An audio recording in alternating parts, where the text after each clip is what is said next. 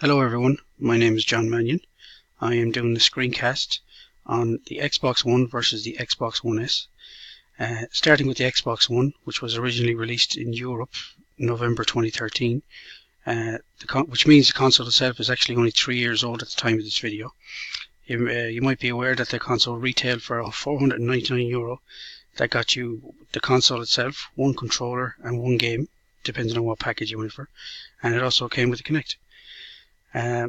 When it was originally released, the Xbox One was heavily criticized for the very bulky nature of it, in comparison to its rival, which was the PlayStation 4, which had a much more sleek, slimmed down look to it.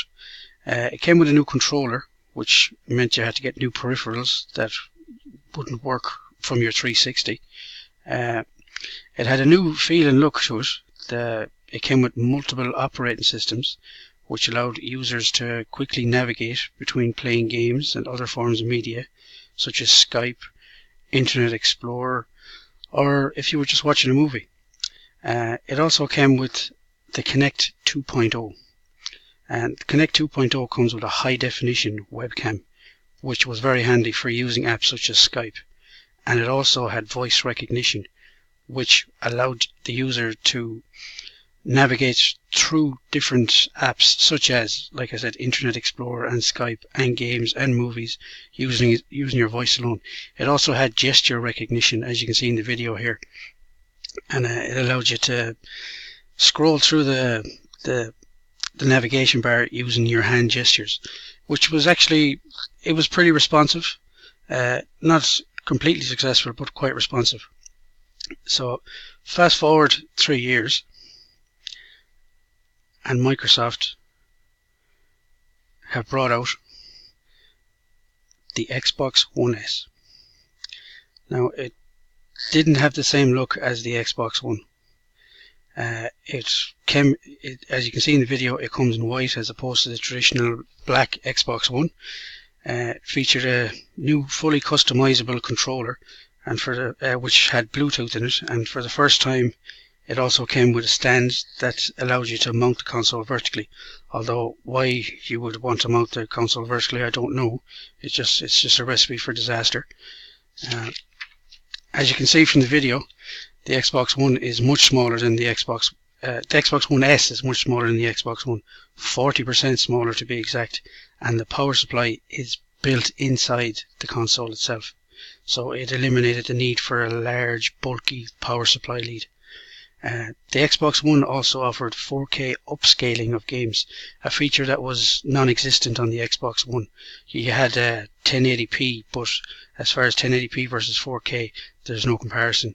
It also had an ultra-high definition. It has an ultra-high definition DVD Blu-ray player, which offers high-definition gaming. However, it does not come with a Kinect.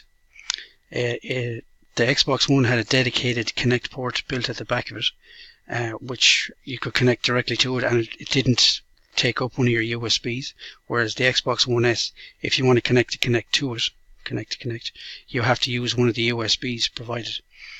According to Microsoft, they have actually overclocked the Xbox One S, which allows for faster game processing, graphic processing, but if I'm honest with you, I don't see a massive difference between the Xbox One and the Xbox One S.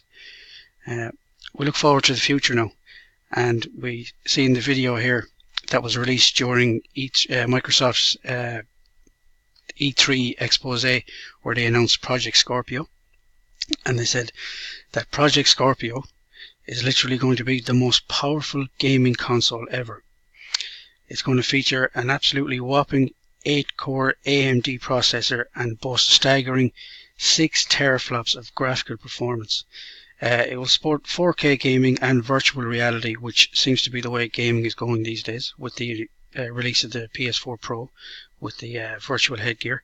All Xbox One titles will be fully playable on Xbox Scorpio, along with all the accessories and peripherals. Well, that's my say on the issue. I don't personally think the Xbox One S is going to be the replacement for the Xbox One. However, I do think Project Scorpio, when it does come out, will be the one to go for. So if you haven't bought the new generation of consoles, maybe you're better off holding off until Project Scorpio is fully finished, up and running and ready for sale. Thanks very much. Bye bye now.